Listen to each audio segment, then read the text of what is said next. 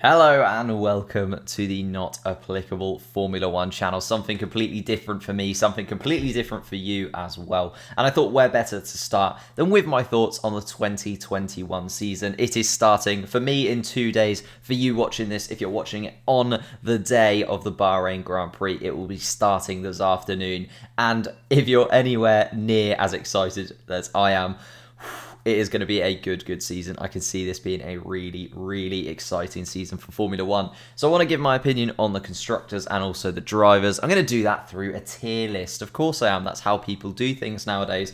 So we're going to look at title challengers, best of the rest, middle of pack. Oh, there'll be points, but likely when people in front of them have retired, and absolutely no chance. And we'll look at the stats to last season, have a look at the constructor standings, make sure that we're actually talking non-nonsense for once.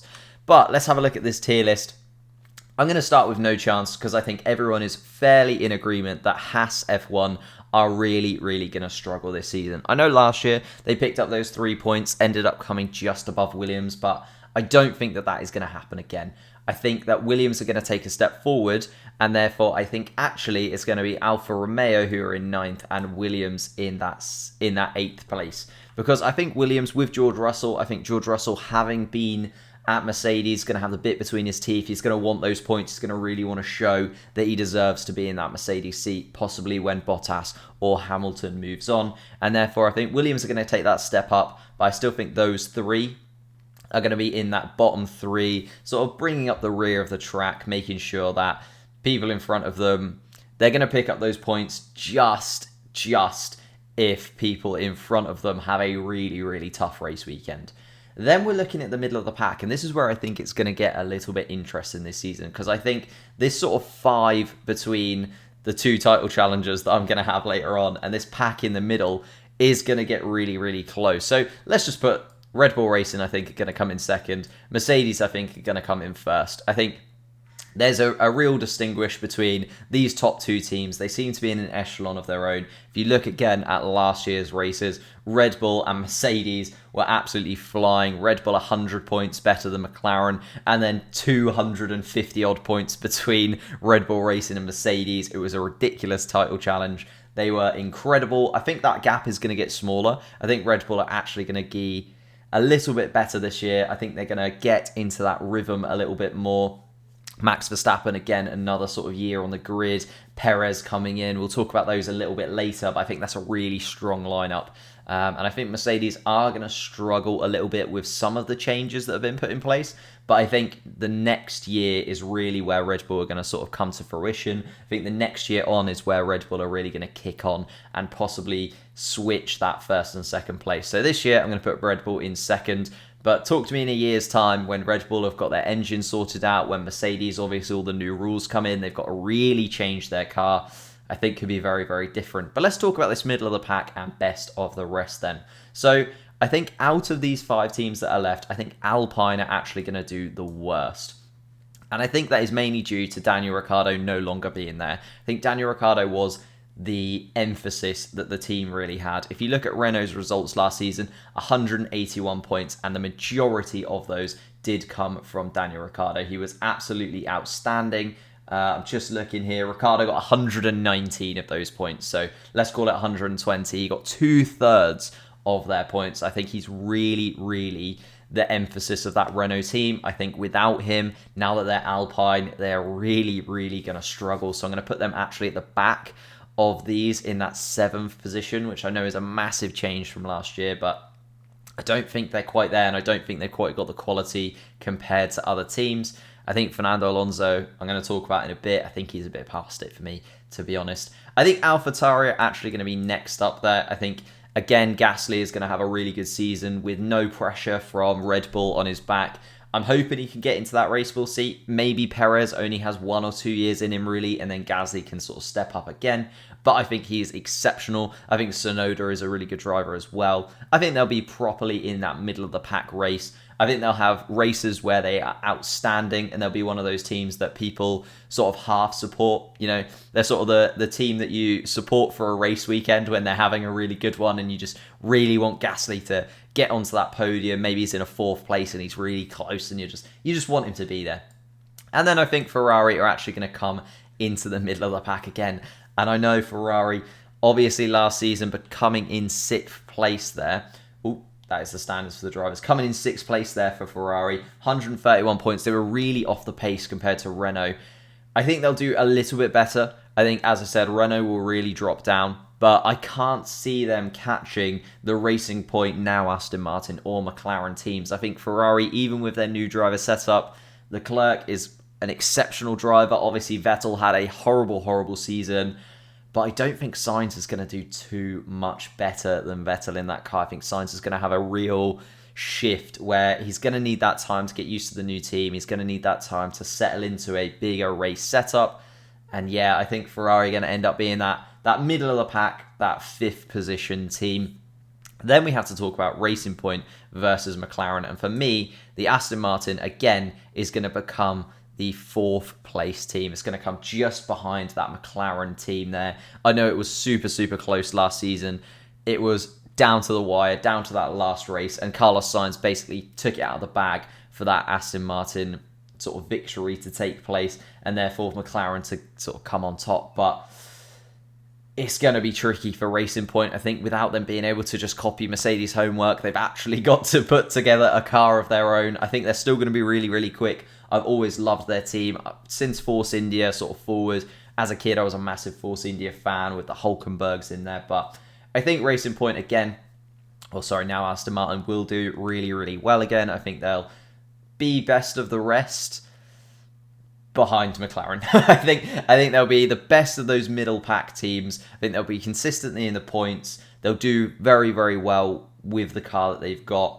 But I think McLaren will clinch it. I think McLaren will have those races where they just stand out a little bit more. They'll have those races where they properly pick up those podiums, pick up those really key big points for the team, especially in the Constructors' Championship.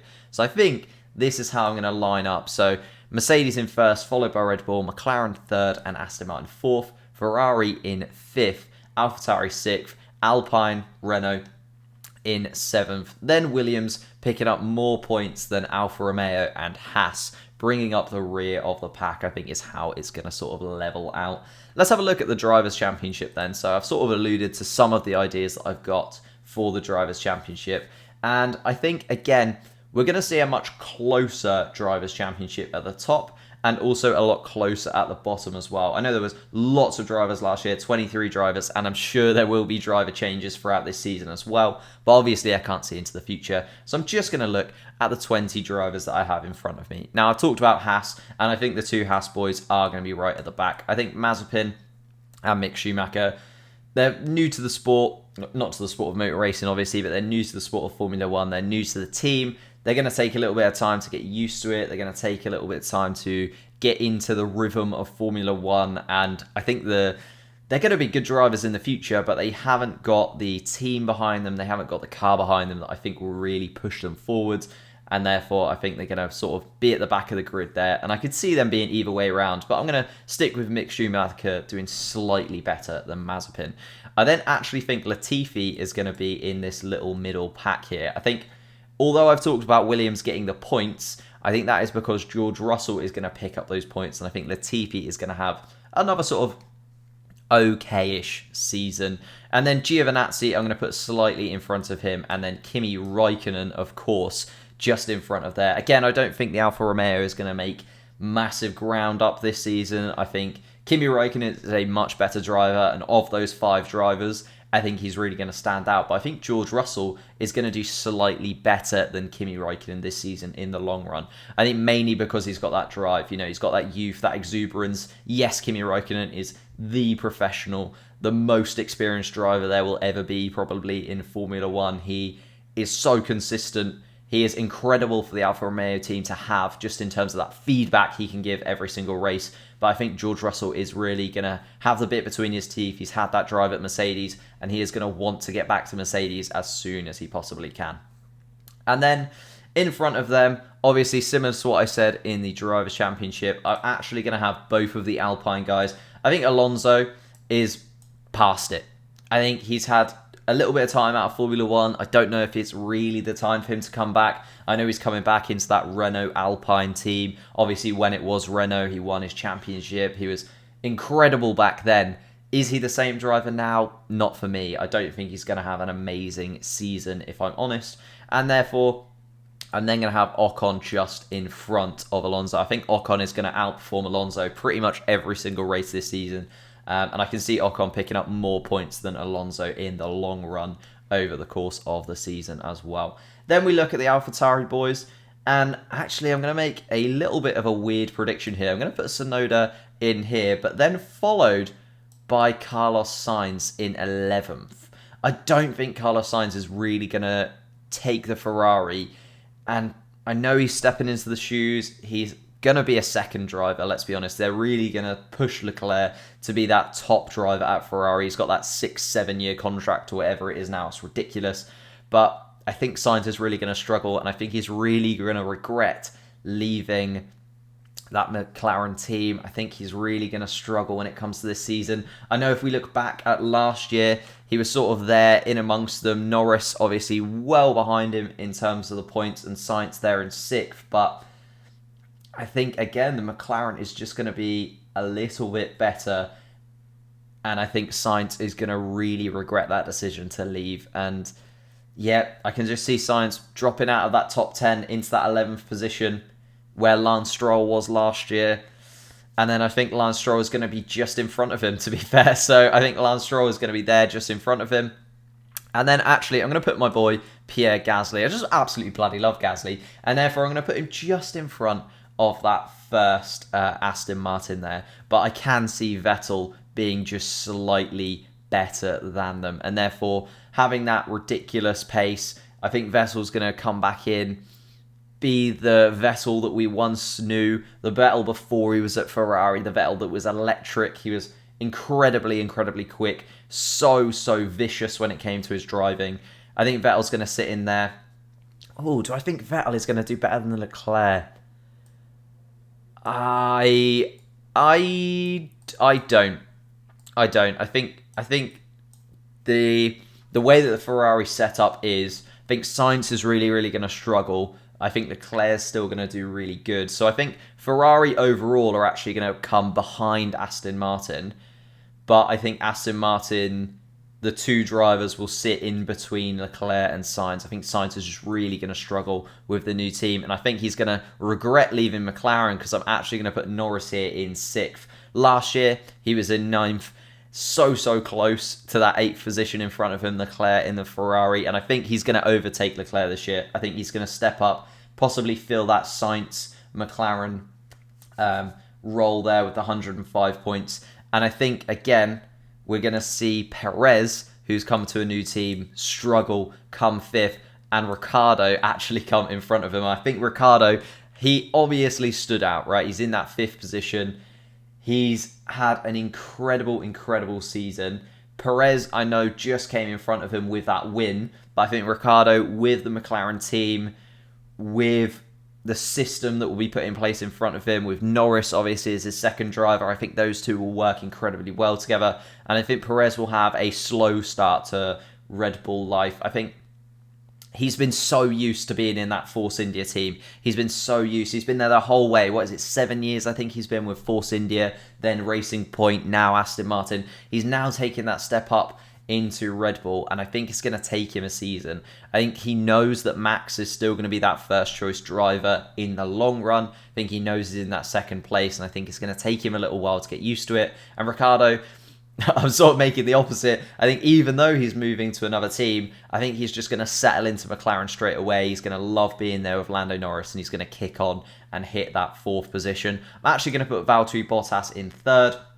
Again, I know if we look at the standings last year, Valtteri Bottas was quite a bit ahead of Verstappen, sort of 20 points in there, quite a little way between them. But I think Bottas is going to drop down a little bit. I think in that Drive to Survive documentary, we saw that he's struggling a little bit. The fact that he is that second place driver, he's almost in a state of disbelief that he's in this position. He really wants to push for a championship. I just don't think it's going to be there for him.